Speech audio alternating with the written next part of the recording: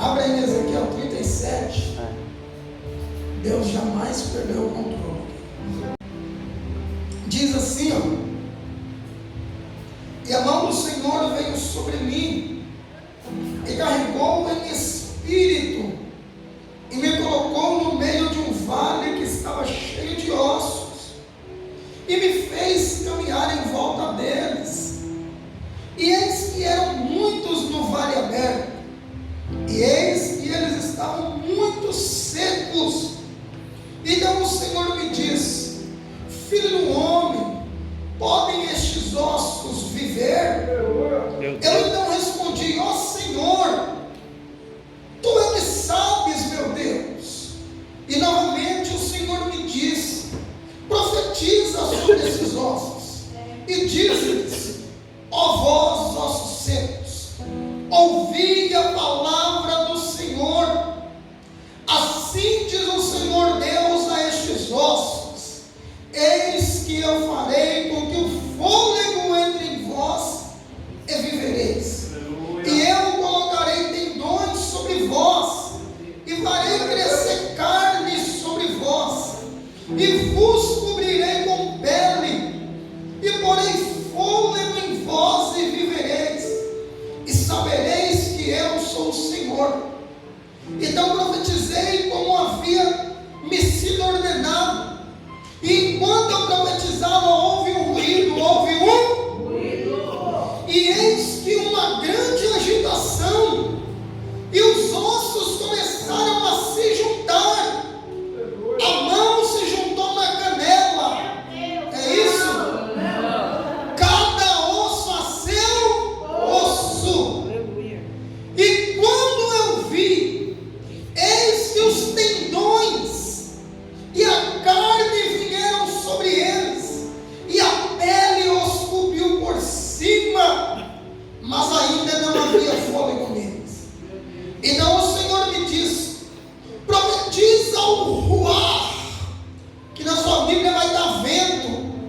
Profetiza, filho do homem, e dize ao ruar: assim diz o Senhor Deus, vem dos quatro ventos, ó fôlego, e respira sobre estes mortos, para que eles possam viver.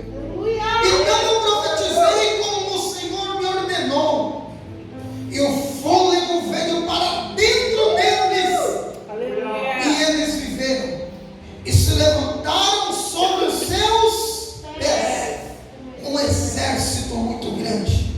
Então o Senhor me disse: filho do homem, estes ossos são toda a casa de Israel. Eis que eles mesmos dizem a seu próprio respeito: os nossos ossos se secaram, e a nossa esperança está perdida.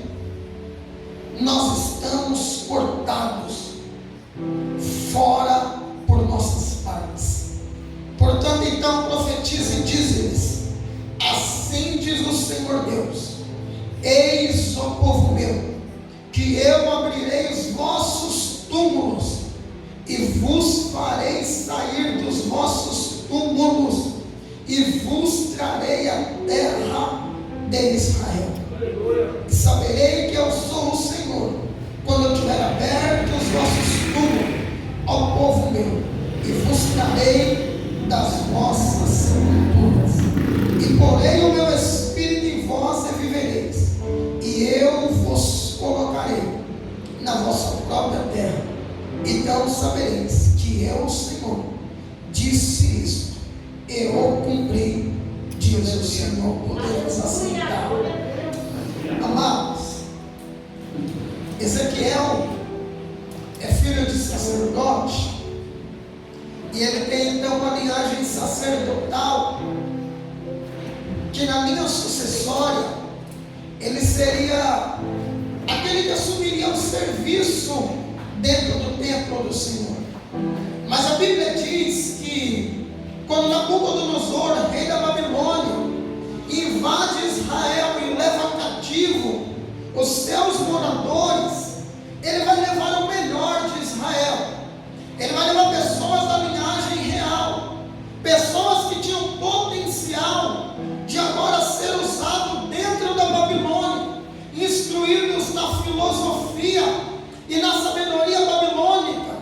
e assim agora trabalhar a serviço do rei da Babilônia. É de se saber que vai ser levado Daniel, Misael, Azarias e Ananias, ou seja, aqueles que vão receber o nome de Beltesazar, Sadraque, Mesaque e Abednego. É de se saber que também é levado Ezequiel, e agora ele é levado cativo para dentro da Babilônia. E dentro desse cativeiro, eles estão longe do templo, pois a Babilônia era um lugar pagão, onde nos bosques se adoravam aos pseudo-deuses babilônicos. E Ezequiel então agora se vê arrancado da sua família e da sua chamada ministerial de ser um sacerdote, um pastor da época. Então, dentro da Babilônia, ele poderia se conformar com o cativeiro e falar: eu estou longe da minha terra, aqui não tem templo para me buscar ao Senhor. Você lembra que Daniel orava 3 vezes ao dia? Quantas vezes? 3. São os 3 serviços diários de todo judeu. Eles oram 3 vezes ao dia, no mínimo. 3 serviços diários. E não a oração a qual fazemos. É de se saber pelos sábios que todo mundo deve, no mínimo, orar 1 hora todo dia.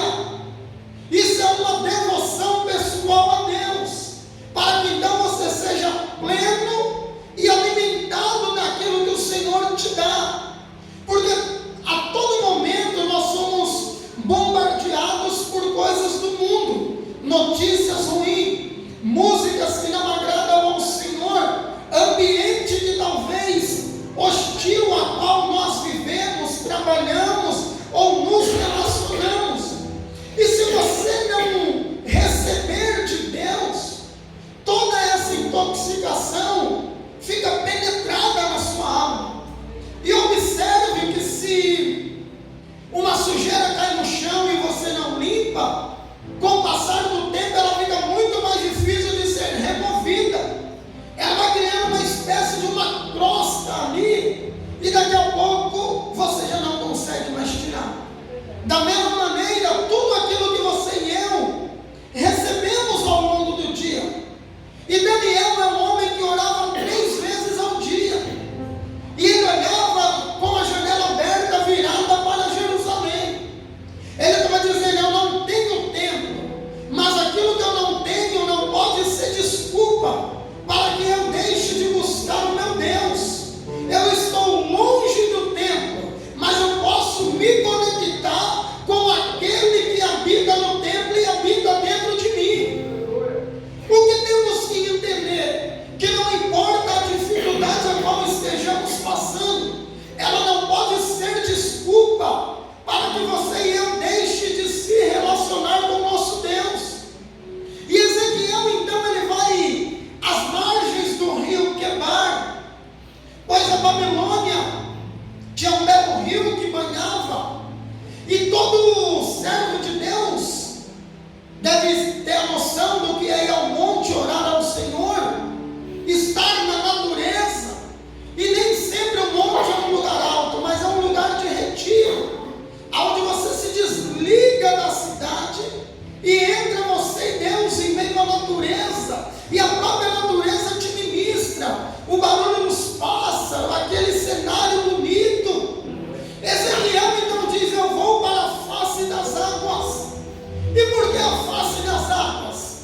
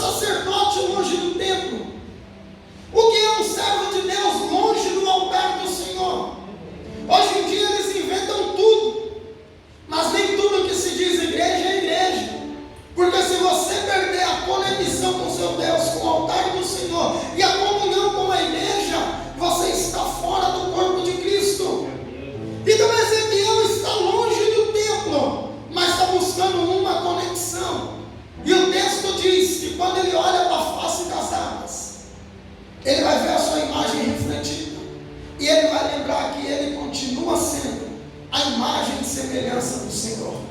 Ele tinha perdido o templo para servir, ele tinha perdido a oportunidade de estar no seu país, mas não tinha perdido a identidade de servo do Senhor. Por fora talvez ninguém saberia diferenciá-lo de um babilônico, mas ele olha para a face das águas e lembra quem o Senhor chamou ele para ser. Então ele vai entender: eu não sou o que eu estou vivendo, eu sou aquilo que o Senhor me chamou para ser. E quantas pessoas hoje estão com o seu presente comprometido pelo processo que estão passando? Talvez você olhe a sua vida hoje e diz: eu não queria estar vivendo o que eu estou vivendo, eu não queria estar passando a luta que eu estou passando. E aí as pessoas colocam um peso em você, e se você perde a sua identidade, você aceita todos os rótulos que te colocam. Eu costumo dizer que quem não sabe para onde está indo, qualquer caminho é caminho. Quem não tem identidade, aceita todos os rótulos que o mundo coloca. E naquele momento o Senhor diz: Ezequiel, eis que eu te constituí como profeta. Olha que coisa linda. O Senhor estava dizendo: você perdeu o sacerdócio, você perdeu o templo que te tiraram, mas não perdeu a minha presença. E a diferença do profeta e do sacerdote é que o sacerdote se ajoelha e traz o clamor do povo para Deus, e quando ele se levanta com a boca profética, ele traz direção de Deus para o povo. Deus estava dizendo: você não vai trazer clamor, mas vai levar direção para a minha nação. O Senhor estava dizendo: eu tenho obra na tua vida e vou te usar para falar de mim. Ezequiel ouve a mensagem e ele se levanta, e agora ele vai ser profeta dentro da Babilônia. E o Senhor arrebata em espírito, para você entender o que é ser arrebatado em espírito. O Senhor leva ele, e ele vê agora um cenário como se fosse um grande cemitério a céus abertos, e ele começa a passear naquele cenário. O texto diz que ele anda em volta, ou seja, ele está se familiarizando com o ambiente. E Jesus, Deus, melhor dizendo, vai dizer a Ezequiel: pode esses ossos reviver? Talvez você já foi num cemitério e viu alguém fazendo uma exumação, tirando os restos mortais, e aí você vê aquele esqueleto, os ossos. Ou já viu o esqueleto montado na escola? Só que montado é uma coisa, só que se desmontar aquilo ali, talvez nem médico saiba encaixar todo o osso certinho, fazer aquela anatomia. E agora Ezequiel olha e vê ossos. O que significa espiritualmente? Vestígios de algo que um dia foi. Ossos são vestígios ou restos de um corpo. Era de um jeito e agora só sobrou os ossos. Ezequiel olha e Deus vai dizer: pode reviver estes ossos? Ezequiel fala: tu sabes, Senhor. Ezequiel joga a responsabilidade para Deus. É óbvio que, imagina, nós temos muita fé quando o problema é do outro. Ontem na conferência foi até algo tremendo, algo que nós vivemos ali em relação à diferença de fé e ousadia. Talvez você tenha fé, só que te falta a ousadia. Porque talvez, se eu te falar assim: você tem fé que um morto pode ressuscitar? Quem tem fé aí? Amém? Você tem fé? Sim. Mas você já olhou para um morto ressuscitar? Você teve a fé, faltou a ousadia. E o profeta Reis falou algo que eu sempre falo também. Eu quero um defunto para me orar por ele. Eu quero um aleijado para entrar por essas portas para me orar por ele. Só que ultimamente as pessoas não creem mais nesse tipo de milagre. Pastor, e se ele não levantar, o problema não é meu. Não é em meu nome que eu estou orando. É em nome de Jesus. Se ele não levantar é porque o Senhor não quis. Como também se ele levantar, a glória não é minha, a glória é de Deus, porque Deus quis. Mas para ter milagre tem que ter um portador da palavra. Para acontecer tem que ter um instrumento. Não adianta ter gente morta e você com fé, mas sem a ousadia de ser usado para ter um milagre. Ezequiel está dentro do vale e ele vai dizer: tu é quem sabe. E Deus disse, olha como o texto é claro, o Senhor vai dizer: profetiza sobre estes ossos. Às vezes nós somos covardes, querido. Você vê uma situação para orar, e aí a gente pensa, mas e se não acontecer? E se não vier o milagre? Olha o que Ezequiel falou: tu sabes. Ele tirou ele da jogada, só que o Senhor falou: então profetiza. Lembra que o Senhor falou: como ouvirão a minha pregação, lá de Isaías? Como ouvirão a minha palavra se não há quem pregue? Como vai ter sinais se você e eu se acovardar? Será que no vale você é osso seco ou você é profeta, portador da palavra de mudança? Ou você entra na crise e a crise te consome? Você chega para dar um conselho e chora junto. Ih, tá ruim mesmo, já é.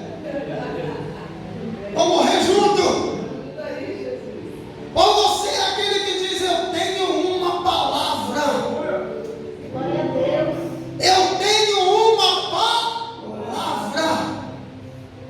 Eu não sei como vai ser, querido, mas todo velório que eu vou, é igualzinho o que o profeta falou ontem. Fica rodeando até ficar sozinho. Vou ali do lado, passo a mão, oro. Porque eu peguei a chave do ouvido, né? Vai ter que se abaixar. Eu não sei o que vai acontecer quando levantar. Mas uma hora vai acontecer. Pode ser que tenha outro sepultamento, que alguém que morra assustado. Mas aquele que levantar vai ficar vivo. Pode ser. Eu não sei. Ninguém vai estar esperando. Eu já vou começar a ficar ligeiro. Mas eu vou sair glorificando a Deus. Nós temos que ter esta fé. No meio do vale que você se encontra, talvez você quer que outro profeta seja o profeta do seu vale. Parece que a oração do outro é mais poderosa, porque também se der errado, você tipo, cara, mó pé frio, hein, meu? Esse profeta aí não resolve nada. Como que se a culpa fosse do cara? Só que o teu vale, você é o profeta do seu vale. Eu posso orar pela sua vida, amém, glória a Deus. Só que o Senhor também quer te usar, porque não é todo problema seu que eu vou poder orar e resolver. Não é todo mundo que vai confiar em uma pessoa. O Senhor quer te levantar também. Nós somos um reino de sacerdotes, uma nação santa, um povo eleito, adquirido. Seu filho está enfermo, olhe por ele e você. Ontem o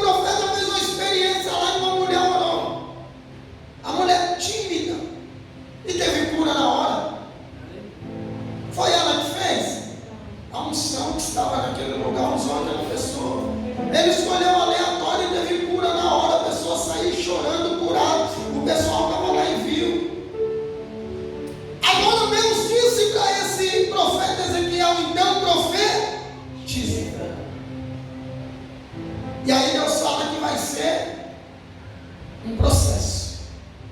Diga comigo, um processo. Porque às vezes a gente olha e não vê nada acontecendo, mas para tudo acontecer é necessário um processo. Aí Deus fala, primeiro eu vou juntar osso com osso, depois vai vir tendão, depois carne, depois pele e por último espírito. 5 etapas. 5 etapas para o processo se concretizar. E talvez a gente olhe e não vê nada acontecendo e desiste. Você não sabe em que fase do seu processo você está. Então continue profetizando. Só que a gente não vê acontecendo e a gente fala, eu sabia que não ia dar nada. Eu sabia que não ia dar certo. Aí olha o que Ezequiel fez. Então eu profetizei como o Senhor me ordenou. E começou a ter uma agitação. Tem hora que você clama e parece que piora, começa a agitar tudo, começa um burburinho, começa um reboliço, como diriam os antigos, e você diz, meu Deus, que agitação é essa? Você não sabe do trabalhar de Deus.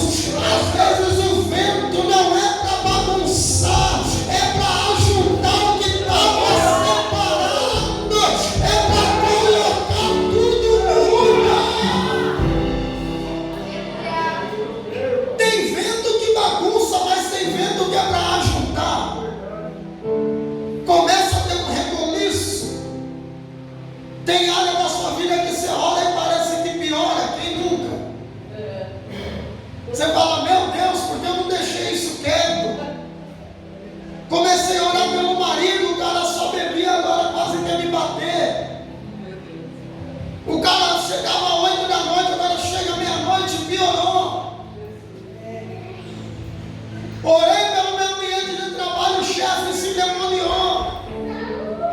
São os reboliços. Mas depois do reboliço começou a ter movimento. Diga para o teu irmão, vai começar a ter movimento em tudo que estava parado. Seja profeta para a vida dele, diz, vai ter movimento nesse vale, vai ter movimento nesse vale, vai ter movimento no vale. Tudo que estava morto e parado. Alguns mais antigos da vida plena lembram o filho da irmã Mariana entubado, morto pela medicina. E ali o médico disse, para entrar você tem que assinar um termo, a doença é contagiosa. Eu disse, eu vou entrar.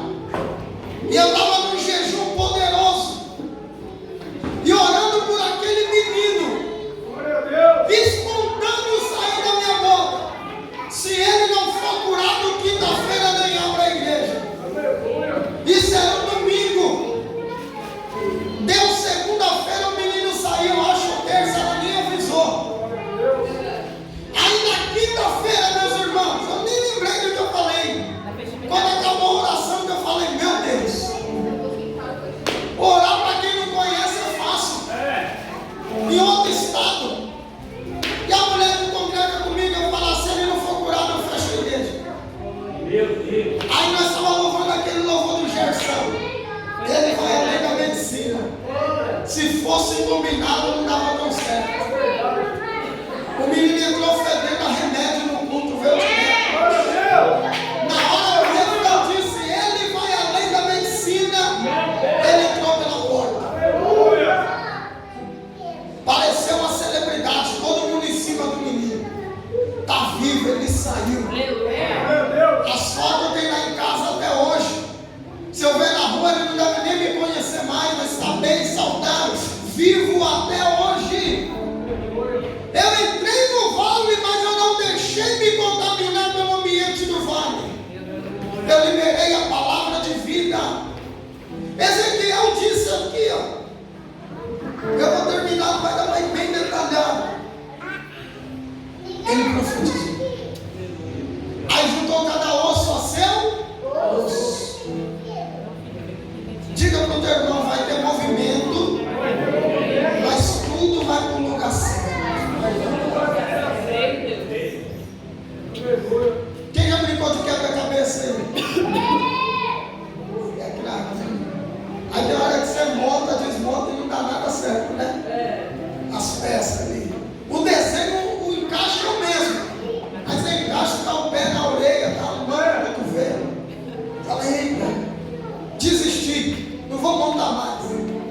Porque onde a gente põe a mão, talvez a gente não consiga montar mais.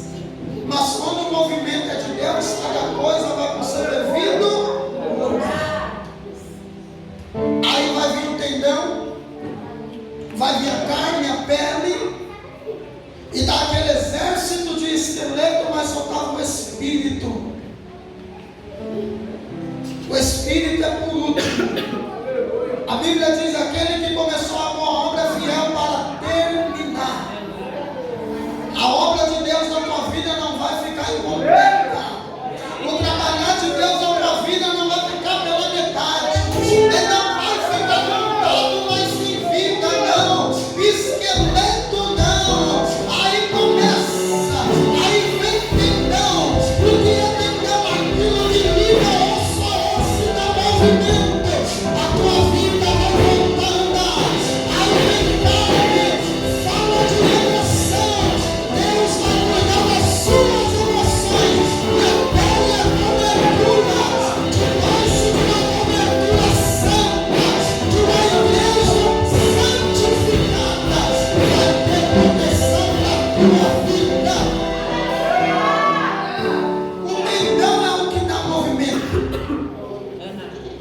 Se prepare, porque vai ter movimento, vai ter mudança na vida de pessoas. A carne é emoção. Pessoas que são frágeis emocionalmente, o Senhor vai cuidar das suas emoções. Amém? Quem recebe, diga amém. Pele é cobertura. Quando você congrega numa igreja santa, está debaixo de um sacerdócio santo, você é protegido contra as hostes espirituais da maldade, porque seus pastores estão orando, estão clamando. O Senhor está vendo a santidade do sacerdote e cobre a tua vida com pele. E lembra de quando Adão pecou? A Bíblia diz que Deus matou um cordeiro, alimentou ele sua carne e com a pele cobriu para proteger. Você vai ser coberto, protegido. O inimigo não vai tocar na tua família. Aí Deus fala: agora profetiza o Espírito. O vento de Deus é o Espírito. O que adianta estar tudo organizado e não tem vida? Tem gente que está organizada, mas parece que não tem vida. Como até a pastora falou no início, tem gente que trabalha, tem saúde, tem uma família aos nossos olhos boa, mas só vive desanimado, cansado, frustrado, decepcionado.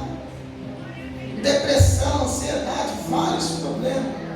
Não tem vida em si. Aí vem o Espírito dando vida. E aí Deus fala para Ezequiel: esse cenário é o cenário do meu povo. Porque o povo de Israel estava desse jeito. Se Deus permitiu que eles fossem cativos, é porque eles estavam em pecado. Amém? Amém, querido? Eles tinham abandonado a vontade do Senhor. E eles estavam como mortos. Olha a falta que faz o Espírito Santo na vida de alguém. Olha o que acontece com quem se afasta. Fisicamente eles estavam vivos. Quem está entendendo diz amém. Então o que eu quero lhe dizer com isso, filho? Tem gente que vai sair da igreja, presta atenção nessa revelação, e vai continuar empregado. Tranquilo. Tem gente que vai sair da igreja e vai continuar tendo sua casa. Tem gente que vai sair da igreja e vai continuar tendo seu carro, seu casamento, suas escolhas. Quem está entendendo diz amém. Deus não é um Deus menino que fica de mal e toma o que deu. Menino que é assim. Uma criança dá um negócio pro outro, aí briga e dá de volta. Quem tem 2 filhos aí já viu isso entre os irmãos. Deu e toma de volta, sim ou não? Sim. Você não deu? Ah, não, agora é meu, não quero dar mais não, estou de mal, belém, não nasceu de bem. Sim ou não? Então Deus não toma. Então você saiu da igreja, às vezes sua vida vai continuar boa. Pastor, fora da igreja vai estar boa? Da hora, legal.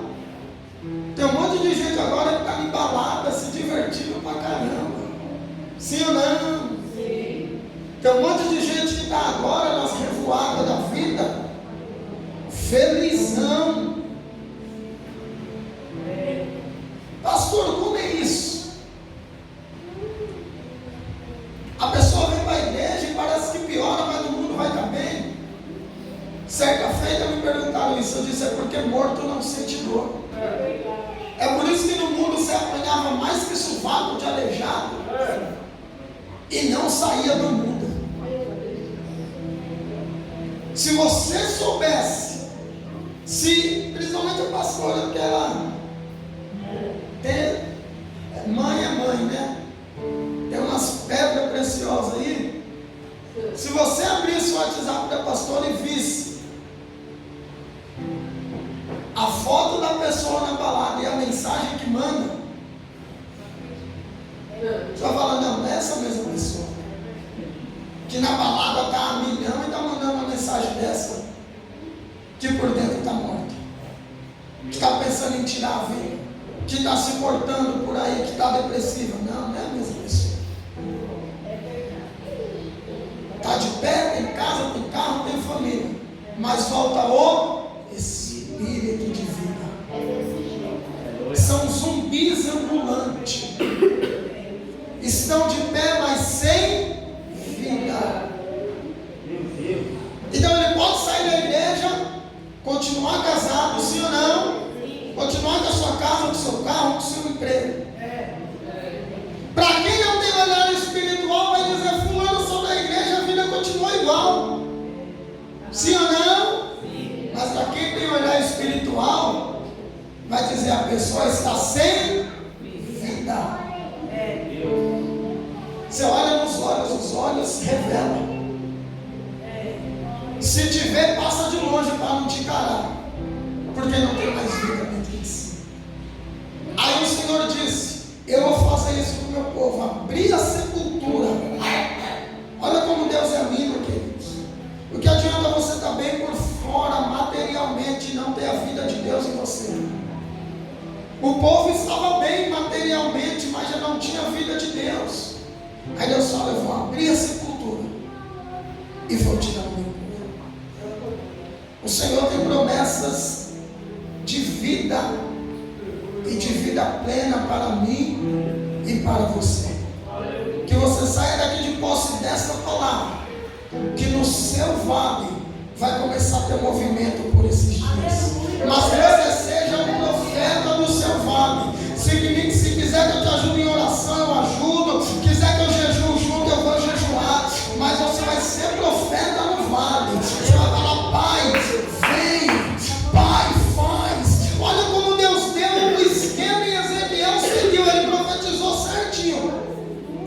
Vem, me ajuda osso, vem, cresce tendão, vem, cresce carne, vem, cresce pele. Direciona para o Espírito o que você precisa. Pai, vem e liberta fulano, cura Beltrano, faz isso, restaura. E aí quando ele estiver de pé, aí vem a conversão, o Espírito entra e muda a vida dele, amém?